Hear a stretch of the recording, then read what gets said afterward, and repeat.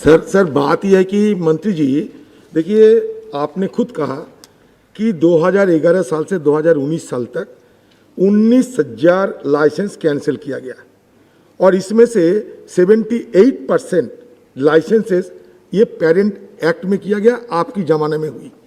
तो फिर ये सारे विधेयक लाने की क्या जरूरत है? नंबर 1। नंबर 2, ये आपने खुद डबल स्टैंडर्ड कर रहे हैं। एक तरफ कह रहे हैं कि गवर्नमेंट आप इनवाइट करता है फॉरेन कंट्रीज को, आप यहाँ के इन्वेस्ट करो, लेकिन विदेश से जब पैसा कोई चैरिटेबल पर्पस में, कोई एजुकेशनल पर्पस में आने का बंदोबस्त था, वो आप बंद करने का कोशिश कर रहे हैं। हम जानते हैं इसके पीछे एक पॉलिटिकल एजेंडा जरूर है। 2016 साल में प्राइम मिनिस्टर मोदी जी खुद कहते थे कि एनजीओ हमारे खिलाफ एनजीओ साजिश कर रहे हैं, दिन रात ये जगे हुए हैं हमें सत्ता से हटाने के लिए। तो इनके खिलाफ आपका रवैया साफ है। नहीं तो देखिए, एक तरफ कुछ दिन पहले टैक्सेशन बिल लाया, आज FCRA, दोनों बिल में ये मकसद क्या है? PM केयर्स फंड को एग्जेम्पशन करना। तो PM केयर्स फंड में विदेश से कितने पैसा आए हैं, ये आपको ये बिल आने का और समय काल में ये थोड़ा बताएंगे? ये तक एक तो मकसद एक ही है, PM केयर्स फंड को बचाना। श्री मंत्री जी। माननीय सदस्यों ने कई सवाल किए हैं और कई महत्वपूर्ण भी हैं। कुछ के उत्तर तो जो पहले मैंने रिप्लाई में दिया है उसमें दे दिया हूँ, लेकिन अगर पुनः चाहते हैं तो नहीं, पुनः नहीं चाहते आप, नहीं चाहते हैं। अब जैसे हो रहा है कि धर्म के खिलाफ है, हम NGO के खिलाफ है, तो क्या पुनः है? तो यह स्पष्ट एक लाइन में हम कहना चाहते हैं कि न हम किसी धर्म के खिलाफ हैं और न हम NGO के खिलाफ हैं। यह स्पष्ट है। हम कैसे खिलाफ नहीं है हम बता चुके हैं, शायद यह बताने की जरूरत नहीं है। कुछ लोगों ने कहा कि राजनीतिक विरोधियों को डराने धमकाने के लिए है। यह किसी भी प्रकार से नहीं है। पहले भी 2010 के उस बिल में पढ़िए, पूरा बिल में उसमें सभी नेताओं का भाषण मेरे पास मौजूद है। मैं उतना स्पष्ट नहीं करना चाहता हूँ, लेकिन यह किसी के दबाने के लिए नहीं है, लेकिन यह भारत के जनता को दबाने के लिए, लोकतंत्र को दबाने के लिए भी इस पैसे का दुरुपयोग नहीं हो, इसके लिए जरूर है।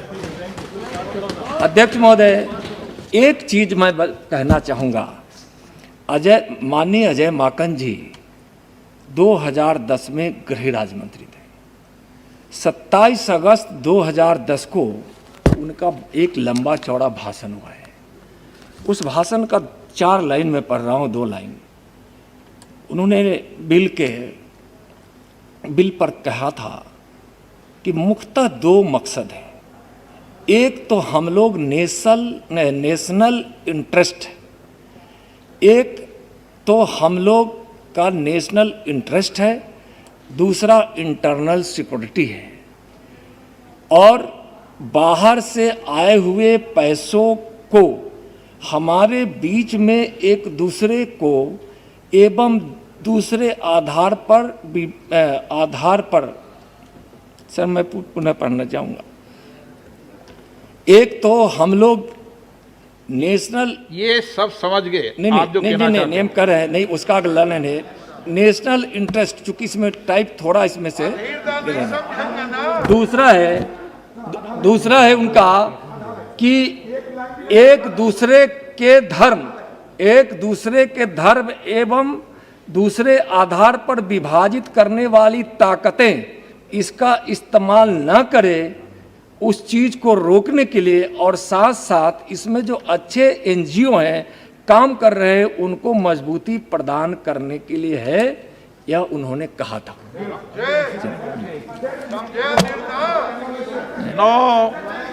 मैं अध्यक्ष महोदय थोड़ा समय में मैं समाप्ति करने वाला हूं। एक बात आई थी कि 180 दिन से बढ़ाकर हम और ज़्यादा दिन क्यों? यह कोई जरूरी नहीं कि 180 दिन से हम 360-65 दिन करने वाले हैं, लेकिन कुछ केसों में ऐसी स्थिति आ जाती है कि उसकी जांच की प्रक्रिया थोड़ी जटिल हो जाती है। कई प्रकार से कई मुद्दे आते हैं, कई प्रकार से जांच करने होते हैं। उस स्थिति में उसमें 180 दिन से बढ़ाकर हम और 180 दिन माने प्लस 180 दिन करना चाहते हैं, जो जरूरी है। इसके कारण कई प्रकार के जो व्यवधान होते थे वह न हो। FCA फॉरेन कंट्रीब्यूशन एक दान है, न कि एक समाज कल्याण व उदार कार्यों के लिए होता है, न कि यह किसी माने यह व्यक्तिगत निधि है, व्यक्तिगत निधि है यह। इसलिए इसका भी हम लोगों को ख्याल रखना चाहिए। अध्यक्ष महोदय, एक धारा जिसकी बात आई है कि नई धारा 14 क को जोड़ते हुए पंजीकरण परिमाण के स्वैच्छिक अभ्यर्पण की अनुमति देना प्रस्तावित है, जिसकी चर्चा पांडे साहब कर रहे थे, हमारे माननीय सांसद बसपा। अनुमति देना प्रस्तावित है ताकि उसका वैकल्पिक और नॉन एस्टिमेटिक फ्लो तो उसके उदारीकरण में यह है कि कोई एनजीओ पैसा ले लिया लेकिन बाद में वह काम नहीं करना चाहता है और वह चाहता है कि हम सरेंडर कर जाए। अब क्या है कि उसको इतना व्यवधान था कि न बेचारा सरेंडर कर सकता था, पैर में जंजीर बंध जाता था, उलझन में रहता था, थक जाता था, हार जाता था। उसमें उदारीकरण की नीति को अपनाते हुए उसमें संशोधन का बात किया गया ताकि वह सरेंडर कर सके। और माननीय भर्तृहरि साहब अभी कह रहे थे, बहुत अच्छी बात कर रहे थे कि जो स्टेट के अधिकारी इसको देने की, तो अगर वह एनजीओ कोई एसेट तैयार कर लिया है तो वह एसेट के रख रखाव के लिए, निगरानी के लिए उस सब का वहाँ के मुख्य सचिव को यह अधिकार देने का यह प्रस्ताव भी इसमें है। इसलिए राज्य के अधिकारियों के अधिकार क्षेत्र में उसको जाना है। एक यह है, खत्म हो रहा है अध्यक्ष महोदय, SBI लास्ट ही है, इसमें SBI में खाता खोलने की बात है। हम कह रहे हैं एक जगह खोलने की बात कर रहे हैं तो एक बैंक स्वाभाविक है आएगा। SBI एक बैंक ने इस प्रस्ताव को स्वीकार कर, सुन लीजिए पहले पूरा सुन लीजिए निरंजन जी, और जो आप कहना चाहते हैं मैं पहले ही कह देता हूं, तब अपनी बात को बात में रखता हूं। इसमें कहीं नहीं है कि उनकी खाता एक होगी और दिल्ली में ही होगी, दिल्ली में भी होगी, उनके गांव में भी होगी। एक यह भी खाता होगी, दूसरी तीसरी खाता भी होगी, और जो दूसरी तीसरी खाता होगी नहीं है आप मैं कह रहा हूं, या मैं कह रहा हूं तो बड़े ही जब जिम्मेवारी के साथ कह रहा हूं। आप भी जिम्मेवारी के साथ बोलिए, मैं जिम्मेवारी के साथ बोल रहा हूं कि एक नहीं कई खाते खोल सकते हैं। यहाँ एक खाते खोलने का कारण क्या है कि SBI आपको दिक्कत होगी, क्योंकि वो दिक्कत होगी अभी हम जानते हैं। आपका एक है ना कहावत, नहीं समाप्त कर रहे हैं अध्यक्ष महोदय, नहीं आप सुनो मंत्री जी, 2 घंटे की तैयारी है मंत्री जी की, बस हम 2 मिनट में समाप्त कर रहे हैं। अध्यक्ष महोदय आप सवाल पूछते हो तो बोल लीजिए, जरा स्थिर से बोले कि हम सुने भी।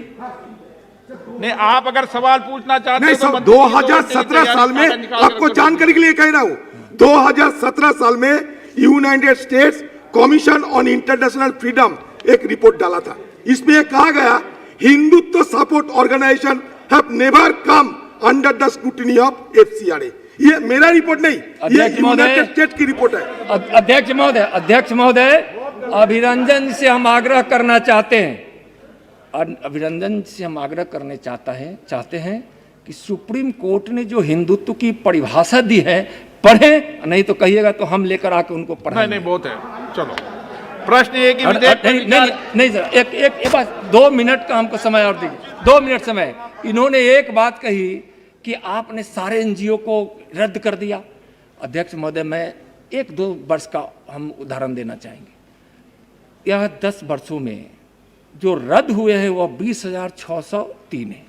हमारे एक प्रथम बार एंटोनी साहब जब बोल रहे थे, उन्होंने कहा कि 3 वर्षों में आपने 6,000 का कर दिया। उसका भी हिसाब लगाएगा तो प्रत्येक वर्ष 2,000 होता है।